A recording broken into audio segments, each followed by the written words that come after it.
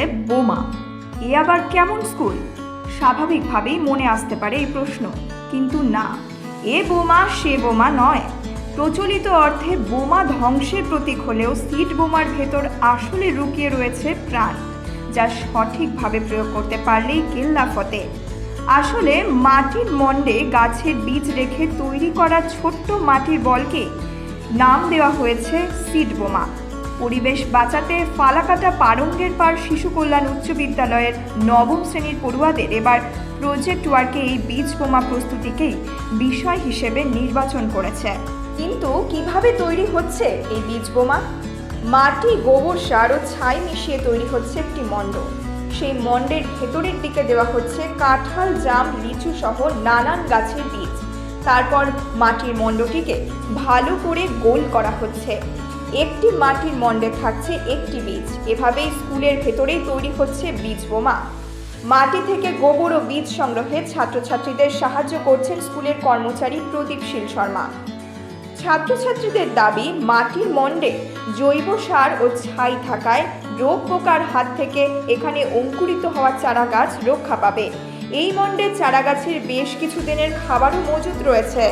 আমরা আজকে এখানে ফিকল বানাচ্ছি। মাটি, গোবর সার, সাথে আরও অনেক পরিমাণ ভিটামিন, তার ভিতরে অল্প ছিদ্র করে জামের বীজ, কাঁঠাল, চাপা প্রভৃতির বীজ দেওয়া হচ্ছে। পরবর্তীতে আমাদের এখানে আশেপাশে যে ফাঁকা জায়গাগুলো আছে সেখানে আমরা সেটা ছড়িয়ে দিয়ে আসবো। এখন তো বর্ষাকাল, সেখানে যখন বৃষ্টি হবে তখন এই সিড বলগুলো বৃষ্টির সাহায্যে, জলের সাহায্যে ভেঙে বীজগুলো বড় হবে গাছ। আমি এই বিদ্যালয়ে নবম শ্রেণীর। বোমা তৈরিতে উচ্ছ্বসিত পড়ুয়াদের কথায়, একটি ধ্বংসাত্মক বোমা থেকে একটি সিড বোমা বেশি শক্তিশালী। আমরা হাতে কলমে বোমা তৈরি করছি, এর ওপর পরীক্ষায় নম্বর পাবো, সেই সঙ্গে পরিবেশ সচেতনতায় দায়িত্ব পালনের সুযোগ এলো। এই সিড বোমাগুলো অখণ্ড থাকবে 3 মাস। স্কুলের প্রধান শিক্ষক প্রবীর রায়চৌধুরী জানান, একটি চারা গাছের তুলনায় একটি বীজ বোমা বহন করা অনেক সহজ। এবার উত্তরবঙ্গে ভালো বৃষ্টি হয়েছে, ফলে চারাগাছ বৃদ্ধির সুবর্ণ সুযোগও আছে। সেই কারণেই এই উদ্যোগ নেওয়া হয়েছে। ছাত্রছাত্রীদের হাতে তৈরি এই বীজ বোমা বিভিন্ন এলাকায় ছড়িয়ে দেওয়া হবে, যা থেকে চারা গাছ জন্মাবে ও বড় হবে।